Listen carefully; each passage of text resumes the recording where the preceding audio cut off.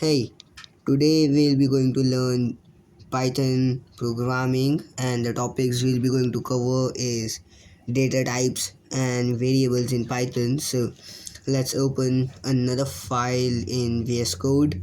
I have named it as variable.py. First, we will be going to cover data types in Python.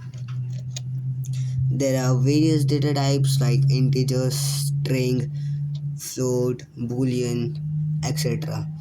We will be going to look up to first like what is 10. So 10 is an integer because it contains none properties like 0 or like boolean value. So 10 is an integer and its short form is int and full form is integer. Now what is 10.0? It is an floating value because it contains a dot. It's also be called as decimal value. So to explain you like how this is said to be floating value, we'll be going to take an example. So 10.0. So the format of it is something like this. Okay, so 10 is an integer. So we will be going to write 10, which is an integer. So integer plus dot, okay, dot plus any value we have to pass, but it can't be an string or boolean. It should be an integer as well. So it is like integer plus dot integer. So this is how it actually works. So let's copy paste it up with the 10. So this is actually how integers work. So let me remove the sign from there, and now we will be going to look up to on boolean values such as true or false. So in simple word, in programming word, it is boolean, and in simple word, if we take true, it is and correct. So true means correct, okay, it is right, and false mean incorrect, it is wrong. So these are some data types, and now we will be going to look up to data type which is most commonly used and used a lot.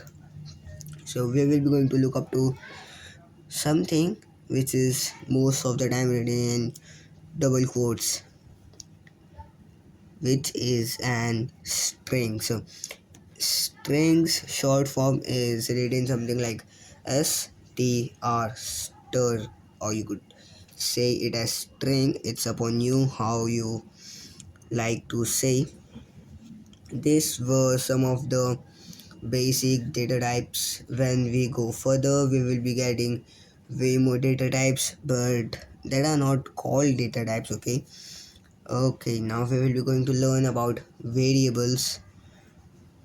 In simple terms, variables are just a placeholders for any like a placeholder. So like memory, it could be stored in a memory in our computers.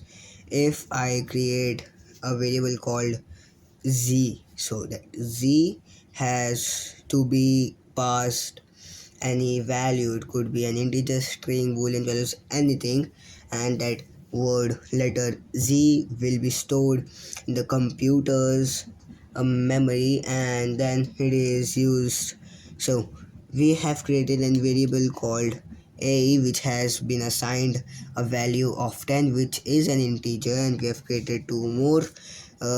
B is a string and c is an integer again. We can pass any kind of data types to a variable. So what I want is to sum a and c. So we will be going to sum a and c. We will be going to plus it. So the result, like, let's run it. And if a common person, like if you use your brain, simple mathematics. It is 20, 10 plus 10, 20, and we have returned with the output 20 and hello, because we have printed b is an variable that has assigned the hello string. So this is how it works. So let's write a definition.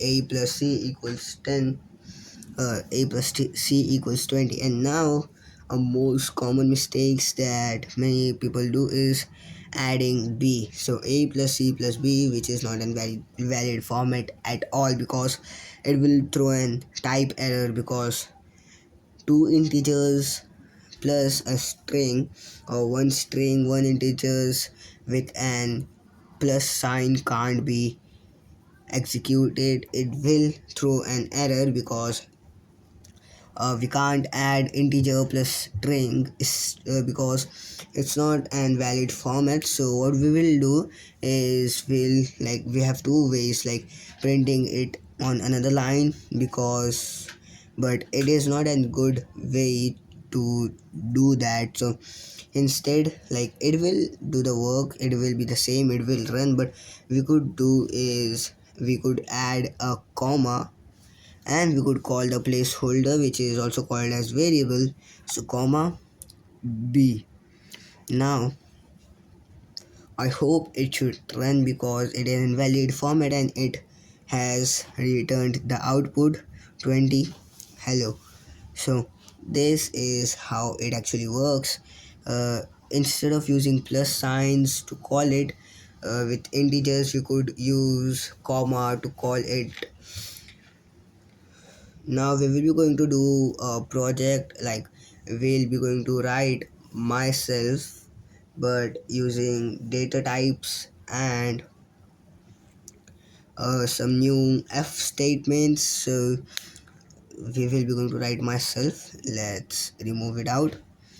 We'll be going to first create some variables as my name will come in the variable. So we are assigning the placeholder its value, like, and the value could do anything, and my age will be x. I don't want, and you could use 10, 20, 18, 40, 45, anything, but if it is an integer it should not contain a double quotation. And now profession is programmer. So now let's print everything. instead of printing Instead of using another print statement to call each, like call name, we will be going to use f strings. So it is like a modern way to call a lot of variables at the same line, instead of going and calling again and again. So let's pass the value name, like the variable name, in that bracket, and let's do I am 8 years old, which is also good. And we will be going to use f string for this operations. So my profession is bracket and then profession. Now if we go and run it, and we have used f strings, okay, so f string is the modern way to run. And now if we run it, let's full the size, and it worked really well. And the output, like the variable value has been returned on the same line, instead of running it on another line. So this was a this was just a lookup on data types and variables. Thanks for watching.